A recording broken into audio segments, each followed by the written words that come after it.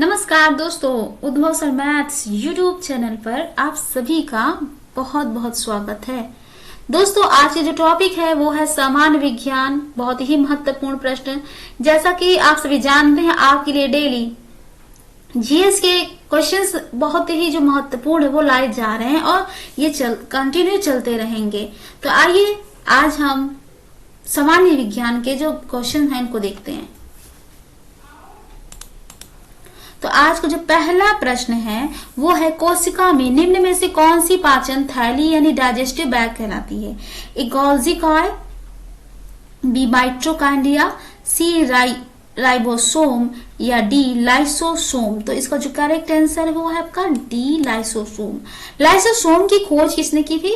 तो आप बता दें, क्रिश्चियन रेने डी ड्यूवो ने वर्ष 1955 में की थी और इसके लिए उन्हें नोबेल पुरस्कार वर्ष 1974 में प्राप्त हुआ था। जंतु कोशिका की कोशिका द्रव में पाए जाने वाले आवरण युक्त गोल गोल थैलीनुमा अंगारियों को लाइसोसोम कहते हैं। ये अंतः कोशिकीय तथा बाह्य कोशिकीय पाचन में मदद करते हैं। लाइसोसोम अपघटन एंजाइम की थैलियां हैं जो बहुत सारे पदार्थों को अपघटित करती हैं। इसको कोशिका का आत्मघाती थैला और एटम बम भी कहा जाता है। तो इस पॉइंट को बहुत ध्यान से सुनिएगा।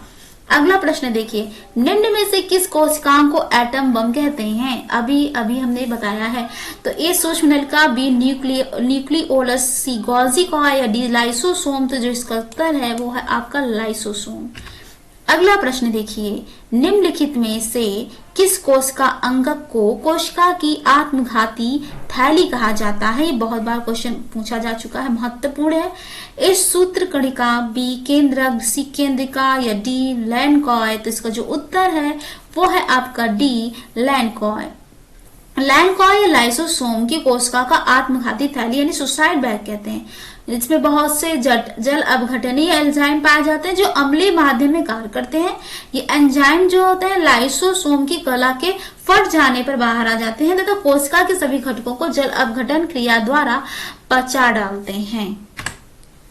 यूकैरियोटिक सेल में प्लाज्मा झिल्ली किससे बनी होती है? ए फास्फोलिपिड से या बी लिपोप्रोटीन से, सी फास्फोलिपोप्रोटीन से या डी फास्फोप्रोटीन से। तो इसका उत्तर क्या है? सी। यूकैरियोटिक सेल में प्लाज्मा झिल्ली फास्फोफोलिक प्रोटीन तथा प्रोटीन की बनी होती है और इसका निर्माण 3 परतों से मिलकर होता है। इसमें बाहरी और भीतरी परतें प्रोटीन द्वारा तथा मध्य वाली जो परत का निर्माण होता है वो लिपिड या वसा द्वारा होता है। अगला प्रश्न है, फ्लोएम में सहचर कोशिकाएं पाई जाती हैं। ए अनावृत बीजी ब्रायोफाइटा, सी टेरिडोफाइटा या डी आवृत बीजी। तो इसका जो उत्तर है वो है आपका डी आवृत बीजी। चालनी पट्टी का एक भाग है। ए धाग कैम्बियम का या बी दारू जाइलम का या सी वलुकट कॉर्टेक्स का या डी पोस्वा यानी फ्लोएम का। तो जो इसका उत्तर है वो है आपका डी पोस्वा का। इसके बारे में थोड़ा सा बता देते हैं। जाइलम की तरह फ्लोएम भी पौधों में पाया जाने वाला एक संवहन ऊतक होता है। इस संवहन बंडल के अंदर पाया जाता है और इसका निर्माण कितने प्रकार में होता है? 4 प्रकार की कोशिकाओं में होता है। एक चालनी नलिकाओं है, दूसरा हो गया सह कोशिका, तीसरा हो गया फ्लोएम यानी मृदुतक तथा चौथा जो होता है फ्लोएम तंतु से मिलकर होता है। अगला प्रश्न देखिए, आलू में अंशियां मदद करती हैं। अंशियां मीन्स आपको मैं बता देती हूँ आइज। तो आलू में अंशियां मदद करती हैं यौन जनन में, बी कायिक जनन में, या सी खाद्य सामग्री के भंडारण में है या डी कंद के सौंदर्य के लिए। तो इसका उत्तर जो है वो है आपका बी कायिक जनन में। अगला प्रश्न देखिए, बहुअंडपी या मल्टीकॉर्पलरी युक्तांडपी या एपोकार्पस जायंगीता यानी जाइनोसियम से किस किस्म का फल प्राप्त होता है? एक गुच्छेदार, बी साधारण, सी बहुखंडीय या डी संयुक्त। तो इसका जो उत्तर है वह आपका है एक गुच्छेदार।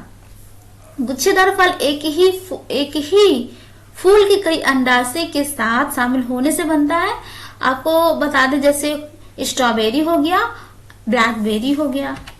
अगला प्रश्न देखिए, अतिवर्धन का अर्थ है किसी कोशिका के आकार में वृद्धि, बी पेशी की अत्यधिक गतिशीलता, सी अति लोलुपतापूर्ण खान पान, या डी कोशिकाओं की संख्या में असामान्य वृद्धि। तो इसका जो उत्तर है वो है डी।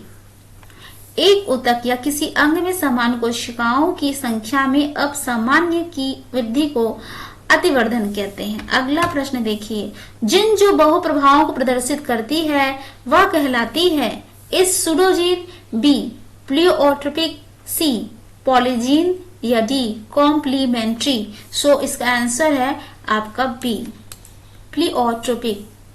जब एक जीन दो या दो से अधिक गुणों को प्रभावित करता है तो ऐसी घटना को प्लियोट्रोपी तथा ऐसे जीन को जिनको प्लियोट्रोपिक जीन कहते हैं। अगला प्रश्न, काफी संख्या में कम समय में ही एक जैसे पौधे किस प्रणाली से उत्पन्न किए जा सकते हैं? एक ही पौधे के बहुत सारे बीजों से, बी तने काटकर, सी ऊतक संवर्धन तकनीक से, या डी जल संवर्धन विधि से। तो उसका जो उत्तर है वो है आपका ऊतक संवर्धन तकनीक से। काफी संख्या में कम समय में एक जैसे पौधे ऊतक संवर्धन तकनीक यानी टिश्यू कल्चर टेक्निक से उत्पन्न किए जा सकते हैं। अगला प्रश्न देखिए, किसी पादप का वह हिस्सा जो दूसरे पादप पर लगाया जाता है कहलाता है? आप सभी को पता होगा, ए स्कंद, बी कलम, सी वृंत, डी सूचूषक। तो इसका जो उत्तर है आपका बी कलम।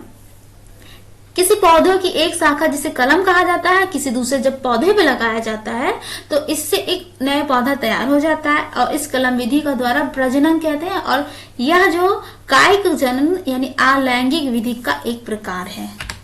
अगला प्रश्न देखिए, कृंतक यानी क्लोन किससे प्राप्त इकाइयों का समूह है?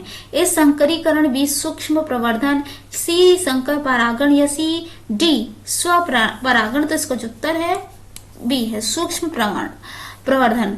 अनुवांशिक रूप से एक समान जीवों का समूह कृंतक यानी क्लोन कहलाता है। सूक्ष्म प्रवर्धन ऊतक संवर्धन द्वारा पौधों के संवर्धित करने की विधि जिससे उत्पन्न सभी पौधे आनुवांशिक रूप से समान होते हैं।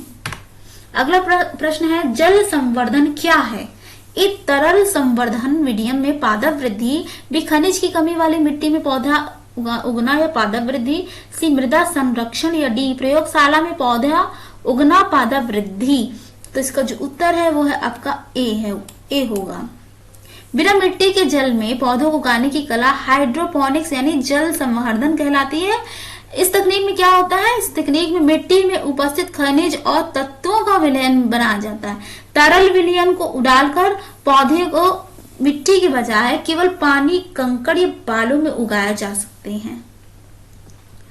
अगला प्रश्न है, जल संवर्धन पौधों की कर्षण की एक विधि है जिसमें निम्न में से किसका प्रयोग नहीं किया जाता? ए मिट्टी, बी जल, सी प्रकाश, या डी रेत। तो इसका उत्तर जो है वो है आपका ए मिट्टी। अभी हमने इसके बारे में बताया, उससे संबंधित सारे प्रश्नों को हमने देख लिया। पर्णांग के बीजाणुधानीधर पत्ते को क्या कहते हैं? तनुशल्क, बी सौर सक्षद, सी बीजाणुधानी पुंज, या डी बीजाणु पर्ण। तो इसका जो उत्तर है वो क्या है? वो है आपका डी। इसका उत्तर बीजाणु पर्ण होगा। अगला प्रश्न देखिए, परागण क्या होता है? ए पराग कोशों से वर्तिकाग्र की ओर पराग कणों का स्थानांतरण, बी पराग कणों का अंकुरण, सी पुष्पों का चींटियों द्वारा भ्रमण, या डी अंडाणुओं में पराग नली की वृद्धि। तो इसका जो उत्तर है वो है आपका ए है, पराग कोशों से वर्तिकाग्र की ओर पराग कणों का स्थानांतरण। पराग कणों का जो पराग कोश यानी से निकलकर अंडक वर्तिकाग्र पर पहुंचने की क्रिया को परागकण कहते हैं। और ये कितने परागण जो होता है कितने प्रकार के होता है? 2 प्रकार का होता है। एक स्वपरागण और दूसरा जो क्या होता है? पर परागण। निम्नलिखित में से क्या लैंगिक जनन का रूप है? ए विखंडन, बी खंडन, सी मुकुलन, या डी उभयलिंगता। तो इसका जो उत्तर है वो है आपका डी उभयलिंगता। करक्यूमिक किससे पृथक किया जाता है? ए लहसुन, बी हल्दी, सी सूरजमुखी, या डी गुलाब। तो इसका उत्तर क्या है? वो है आपका हल्दी। करक्यूमिक हल्दी से पृथक किया जाता है। हल्दी में एंटीबायोटिक और एंटीऑक्सीडेंट के गुण पाए जाते हैं। और हल्दी का वानस्पतिक नाम क्या होता है? वह करक्यूमा लौंगा होता है। तो कभी कभी ये पूछ लिया, वानस्पतिक नाम भी पूछ लिया जाता है, तो आप इसे याद रखिएगा। अगला प्रश्न देखिए, कैक्टस का उल्लेख किस रूप में किया जाता है? ए जलोद्भिद, बी समोद्भिद, सी मरुद्भिद या डी अधिपादप। तो इसका जो उत्तर है वो है आपका सी मरुद्भिद। मरुद्भिद में क्या होता है? सूखी, शुष्क और रेगिस्तान वास स्थान वाले पौधे उसमें होते हैं। जलोद्भिद में क्या होता है? जल में अनुकूलित रहने वाले पौधे। और बी समोद्भिद है वो बहुत कम नमी में अनुकूलित रहने वाले पौधे। अधिपादप होते हैं वो पौधे जो दूसरे पौधे पर उगते हैं तथा परजीवी नहीं होते, अधिपादप कहलाते। अगर अगले प्रश्न की तरफ देखिए, कैक्टस में सूल किसका रूपांतरण है?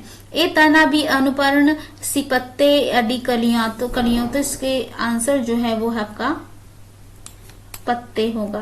कैक्टस में जो है सूल पत्तों का रूपांतरण है। ये सूल रेगिस्तान में कैक्टस में बहुत कम पानी पे वो वाष्पीकृत करते हैं। अगला प्रश्न, किसमें युग्मोद्भिद को प्रोथैलस कहते हैं? ए टेरिडोफाइटा, बी ब्रायोफाइटा, सी स्पर्मेटोफाइटा या डी थैलोफाइटा। तो इसका जो उत्तर है वो है आपका ए टेरिडोफाइटा। वे पादप जो केवल प्रकाश में भली भांति बढ़ते हैं या कहलाते हैं? ए छायरागी, बी मरुद्भिद, सी आतोपद्भिद या डी अधिपादप। तो इसका जो उत्तर है वो आपका सी है आतोपद्भिद। ये केवल सूर्य के प्रकाश में भली भांति विकसित करता है। विषम जालिकता की खोज किसने की? A J Butler, B A F बैलेकली, सी जे एच ग्रेगी, डी बी बी मुंडकर। तो इसका जो उत्तर है वो है आपका बी है ए एफ बैलेकली। विषम जालिकता की खोज अमेरिका कवक विज्ञानी अल्बर्ट फ्रांसिस बैलेकली, इनका पूरा नाम है, के द्वारा की गई थी। अगला प्रश्न है, राइजोबियम किसका एक प्रकार है? ए प्रकाश संश्लेषी जीवाणु यानी बैक्टीरिया, बी सहजीवी जीवाणु बैक्टीरिया, सी परजीवी बैक्टीरिया, डी मृतजीवी बैक्टीरिया। तो इसका जो उत्तर है वो है आपका है बी सहजीवी जीवाणु बैक्टीरिया। जेनेरा प्लांटेरियम का उल्लेखक कौन है? ए लिन्नालस, बी बैंथम और हुकर, सी एंगलर और प्रांटले, डी हचिनसन। तो इसका जो उत्तर है वो है आपका बी होगा, बी है बैंथम और हुकर।